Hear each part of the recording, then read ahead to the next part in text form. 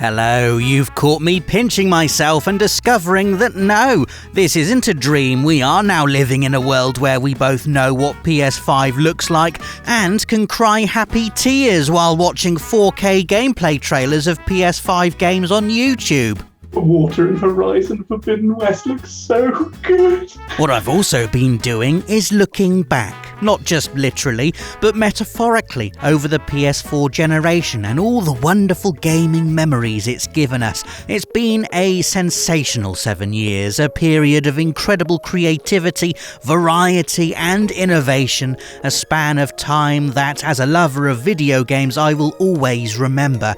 And because I'm feeling a bit wistful, and also because I can just tell all my favourite adjectives are desperate to come rushing out of my mouth, I thought I'd list 7 PS4 games that, for me, have defined this generation. Now, just to be clear, I'm not listing the best games of the generation here, although every title on this list is fantastic. I'm not even listing my own personal top 10. This is purely a list of games that, when I think of PS4, just instantly come to mind. Games that have meant something to me these past 7 years. So please, get in the comments and list your own choices and the reasons behind them. After you've watched this, that is. Here are 7 PS4 games that defined the generation.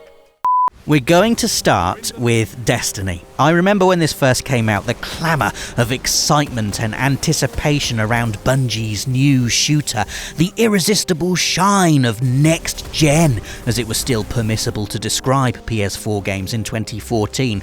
It was like nothing I'd ever experienced. I'm not traditionally someone who plays lots of multiplayer, I like my games long, lonely and turn-based, but Destiny was this tidal wave of social play I couldn't help but be swept up by. I'd log into my PS4 and everyone would be playing it. It was like I'd hotkeyed the words Fireteam, Engram and Crucible directly onto my tongue. Every day I'd meet with 2 of my friends. Heck, I even played Destiny with people I still to this day have never met in real life. Such was my fervour, and we'd just do stuff together. The daily, the weekly, the nightfall. Oh, the nightfall. One of my most memorable multiplayer experiences ever was cowering behind cover while Nathan, the only one of us with a sniper rifle capable of ripping through the boss, did all the hard work. I remember he got downed and it was up to me to dash across and revive him. The thrill of knowing we'd all wipe and have to start again if we failed was like nothing else. And for a time I actually got good at Destiny, to the point where I could hold my own in the Crucible.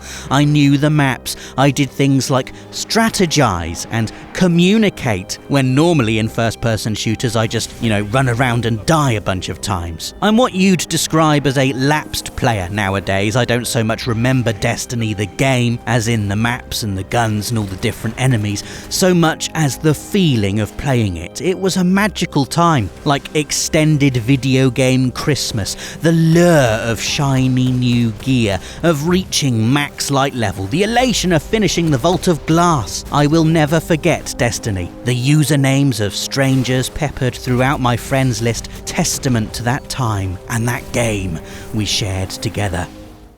Next up, it's The Witcher 3 Wild Hunt, a game that bridged the most significant event in my life, the birth of my daughter. Now, and I'm sure anyone with kids will back me up here, nothing changes the way you play games like being a parent. It's like BC and AD on the calendar. Gaming before children and gaming after diapers. No longer was I able to get home from work and sink an entire evening into the world of The Witcher 3. Those all-day weekend gaming sessions, a thing of the past. Now I was gaming in snatches, a tired hour here, a hushed 30 minutes there, and somehow The Witcher 3 had my back. Here was this 200-hour role-playing fantasy epic, serving up fulfilling self-contained side quests in chunks I could deal with, whereas other games games I was playing just sort of fell away into the eternal backlog of shame, never to be finished, The Witcher 3 was kind of like, hey, come and play me. Only got 20 minutes, that's cool. Here's a fun 20-minute side quest about some terrifying spirit in a tree or something.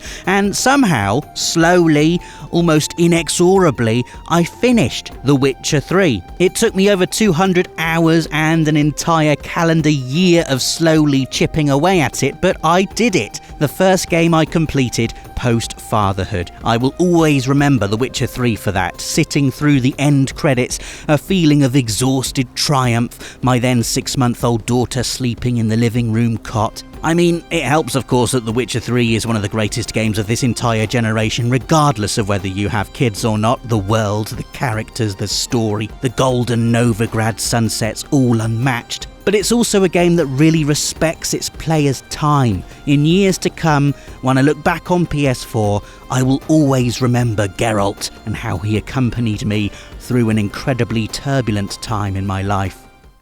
Next up, Rocket League. I remember first hearing about this game when it launched as one of PlayStation Plus's monthly offerings in July of 2015.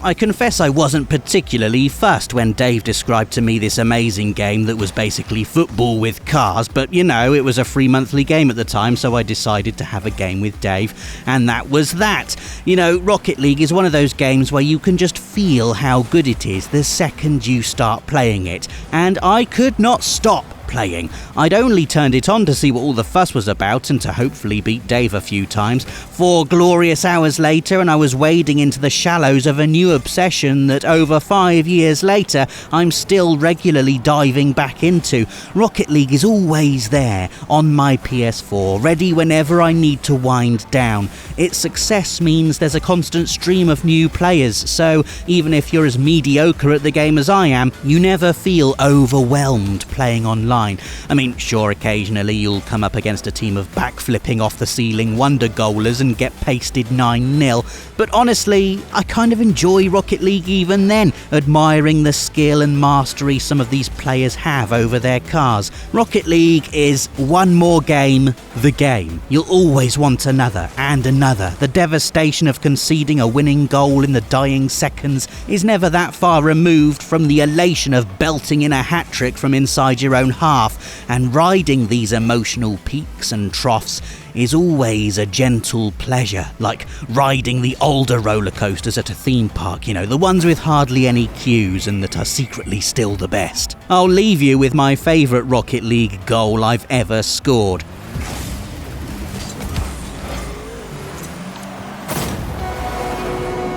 Such a sweet hit. Oh yes. And then I kind of completed my hat trick moments later, but you know, I don't like to talk about that. It's not like I have this capture saved on my desktop to watch back whenever I'm feeling down or anything.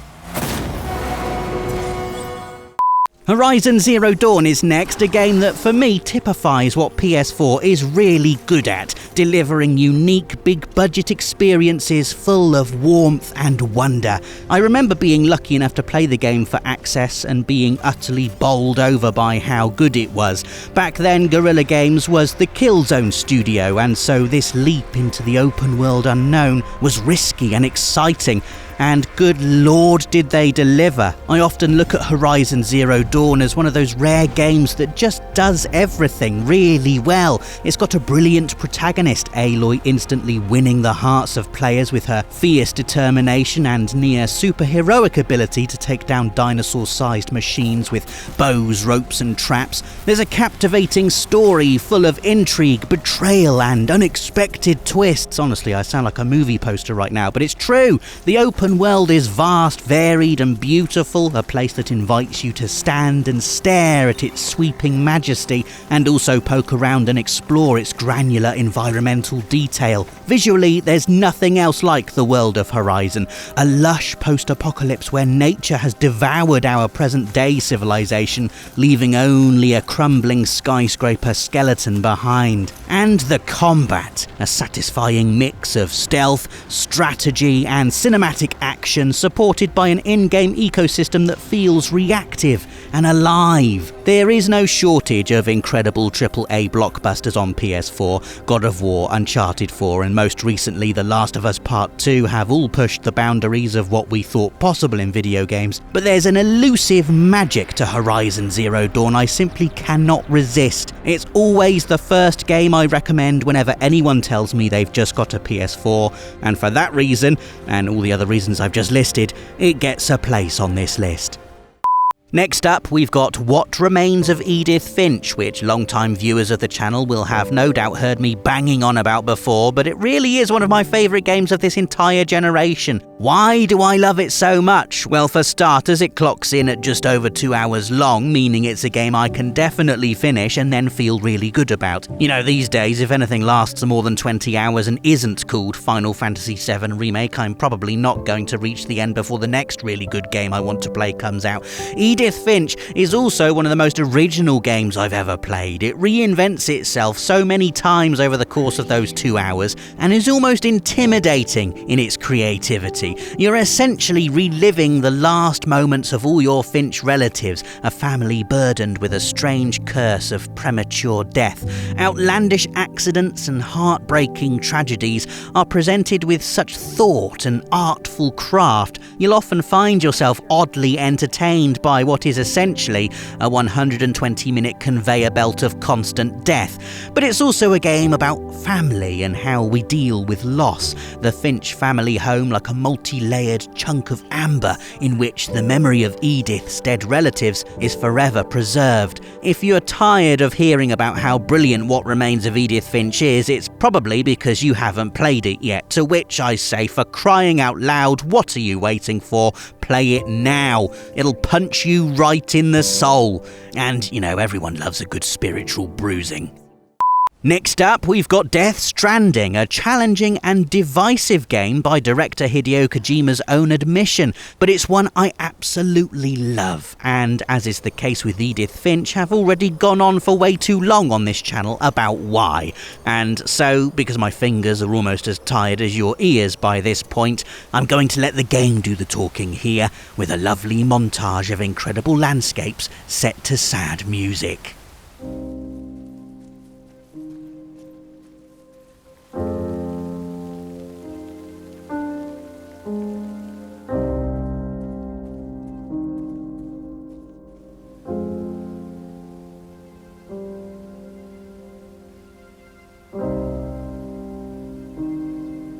I could just walk through this world all day, honestly. Beautiful grey misery with a touch of sinister otherworldly sci-fi. It's like Hideo Kojima has made a game just for me. Death Stranding epitomises the daring, creative variety of this generation like no other game, and I just adore it.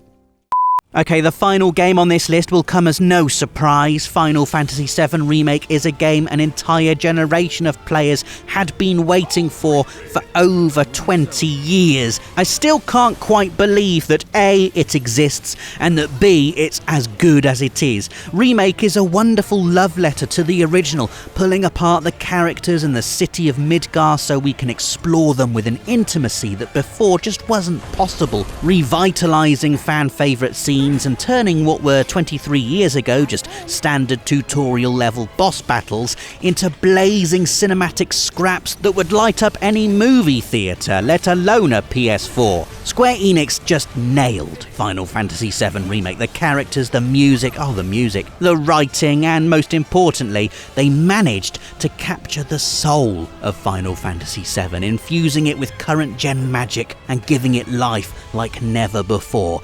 This game is a dream come true, which has sort of been a running theme in a generation that's consistently given us our childhood wrapped in a magic PS4 bow. Crash Bandicoot, Spyro, Shadow of the Colossus, and now this. Wonderful reimaginings of games that defined our childhoods, now defining the PS4 generation as well. Yeah, and it's safe to say that whenever the next installment of the Final Fantasy VII Remake project is revealed, I'm going to be full of so much hype I may just float float off into the sky. So there you go, 7 PS4 games that for me have defined the generation. As I said at the start, there are so many more I could have listed, so please get in the comments and let us know your own picks and why they're important to you. Give us a like if you enjoyed the video and click that notification bell so you're always up to date with everything from the world of PlayStation. Thanks for watching and see you again next week for another Friday feature.